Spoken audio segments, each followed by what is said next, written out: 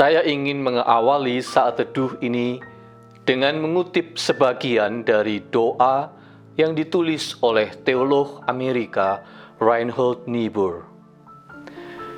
God, grant me the serenity to accept the things that I cannot change, courage to change the things I can, and wisdom to know the difference. Tuhan, karuniailah aku keheningan hati untuk menerima hal-hal yang tidak dapat aku ubah, keberanian untuk mengubah hal-hal yang dapat diubah, dan hikmat untuk membedakan di antara keduanya. Kita sering mengenal doa ini sebagai the Serenity Prayer. Kehidupan ini acap kali membawa kita kepada hal-hal, kejadian-kejadian, atau pelbagai pengalaman buruk yang tidak kita kehendaki. Tidak cocok dengan angan dan harapan. Bahkan tak pernah kita bayangkan bisa terjadi. Dan sejujurnya, itulah salah satu sumber dari penderitaan dan ketidakbahagiaan manusia, membuat kita pusing dan kacau, pahit dan sakit. Kita menghendaki apa yang tidak kita dapatkan, dan kita mendapatkan apa yang tidak kita kehendaki. Reinhold Niebuhr, teolog yang selalu mengajak orang untuk menerima kenyataan tanpa kehilangan pengharapan akan masa depan yang lebih baik. Apapun, seburuk apapun, menurutnya, kenyataan harus diterima lebih dulu. Malahan, ia menjadikan keharusan untuk menerima kenyataan itu justru sebagai sebuah doa.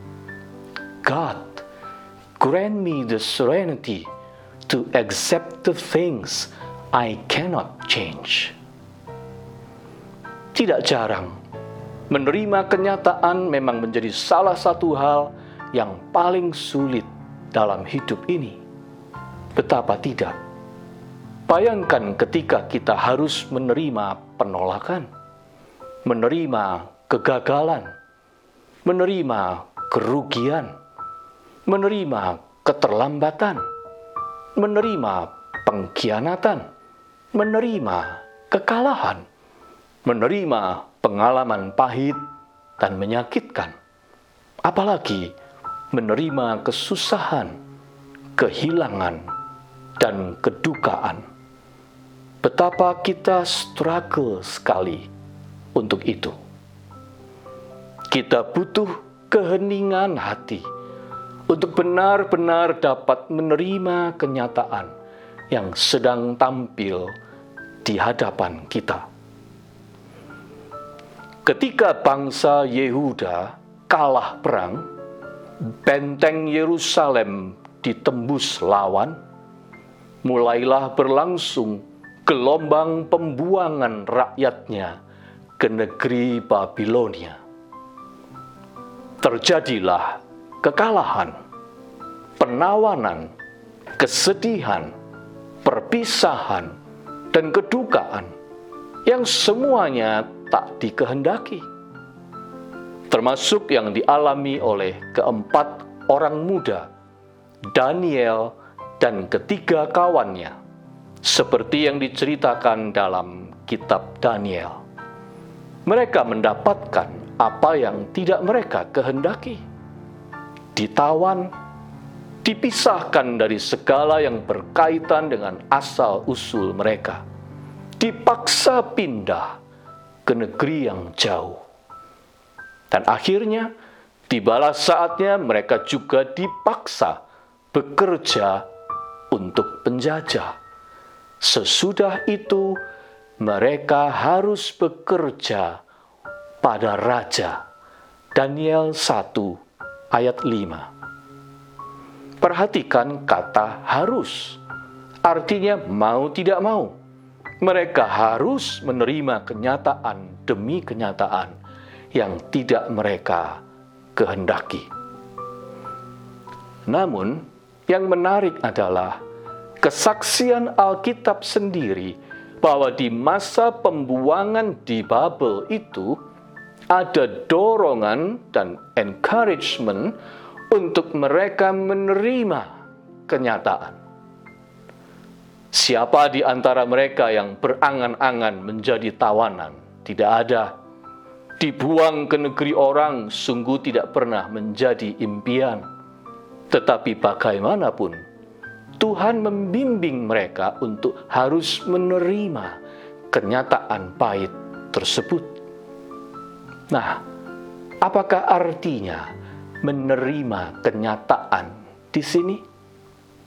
Dalam kitab Daniel, kita membaca bahwa sekalipun menghadapi rintangan di negeri pembuangan, Daniel dan kawan-kawannya tetap mengerahkan segenap potensi dan memberikan yang terbaik dari diri mereka untuk pekerjaan mereka. Maka bekerjalah mereka itu pada raja. Daniel 1 ayat 19. Hal ini sejalan dengan perintah Tuhan melalui Nabi Yeremia agar umat di pembuangan tetap hidup, tetap membangun rumah tangga, dan bekerja dengan giat dan bersemangat demi kesejahteraan bersama. Usahakanlah kesejahteraan kota kemana kamu aku buang, dan berdoalah untuk kota itu kepada Tuhan, sebab kesejahteraannya adalah kesejahteraanmu. Yeremia 29 ayat 7.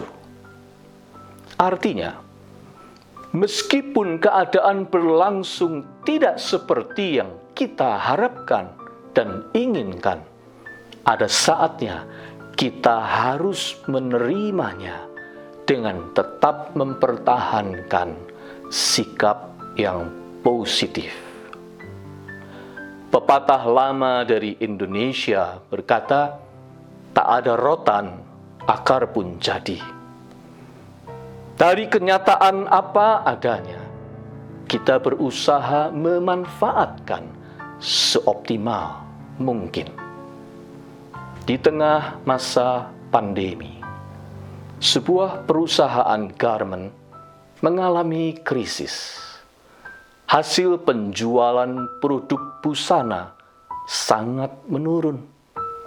Sementara karyawan banyak dan mereka harus hidup. Dan mereka harus menghidupi keluarganya. Pemilik perusahaan harus menerima kenyataan perubahan kondisi yang mencemaskan ini. Namun, alih-alih berputus asa, mem-PHK para karyawannya dan menutup perusahaannya, ia memohon bimbingan Tuhan dan putar otak untuk mengerjakan sesuatu di tengah suasana pandemi ini. Akhirnya, terbitlah inspirasinya untuk memproduksi masker dan daster saja. Dua produk yang masih punya potensi pasar. Ternyata benar. Ia berhasil mempertahankan bisnisnya, setidaknya di tengah impitan krisis akibat pandemi. Itulah yang namanya menerima kenyataan tanpa dilumpuhkan oleh keadaan. Menerima kenyataan tanpa kehilangan pengharapan. Menerima kenyataan sambil tetap berusaha memetik manfaat positif sebanyak-banyaknya atau sedapat-dapatnya dari kondisi yang tidak menguntungkan. Still try to get the most out of it. Jangan hanya menyesali apa yang telah terjadi, tetapi petiklah pelajaran yang berharga darinya demi bekal esok hari. Jangan hanya mengeluhkan kondisi yang tidak ideal, melainkan temukanlah kesempatan yang pasti tersedia di balik setiap kesempitan. Jangan hanya meratapi kehilangan akibat kematian seseorang, namun berupayalah membuat kehidupannya dikenang dan dirayakan secara penuh makna. Jika kegelapan memang harus tiba, jangan cuma mengutukinya. Carilah lilin dan nyalakanlah. Lalu temukanlah keheningan di tengah kegelapan itu. Masih banyak yang kita bisa kerjakan dengan bantuan lilin itu. Reinhold Niebuhr benar. Kita membutuhkan pertolongan dan kekuatan dari Tuhan untuk memampukan kita menerima kenyataan yang tidak terhindarkan. Kenyataan yang tidak dapat kita ubah dan harus kita telan sepahit apapun itu. Tetapi itu tidak perlu menjadikannya sebuah akhir dari perjalanan kita. Mengapa? Sebab sesudah menerima kenyataan itu, kita juga lebih dimampukan oleh Tuhan untuk menyadari bahwa kenyataan tidak harus mengunci kita dalam ketidakberdayaan.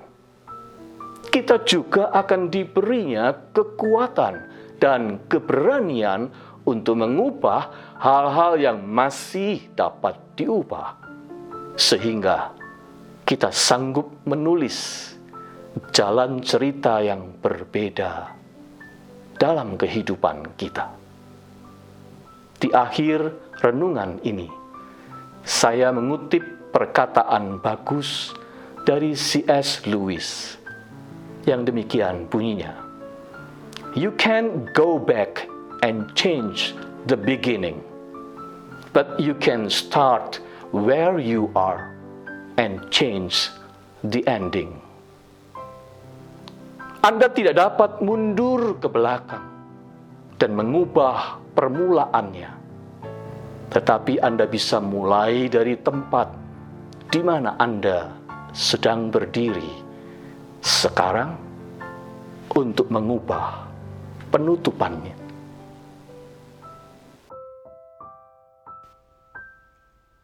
Sekalipun dikitari air keruh dan lumpur rawa, bunga teratai tetap mekar tumbuh mempesona.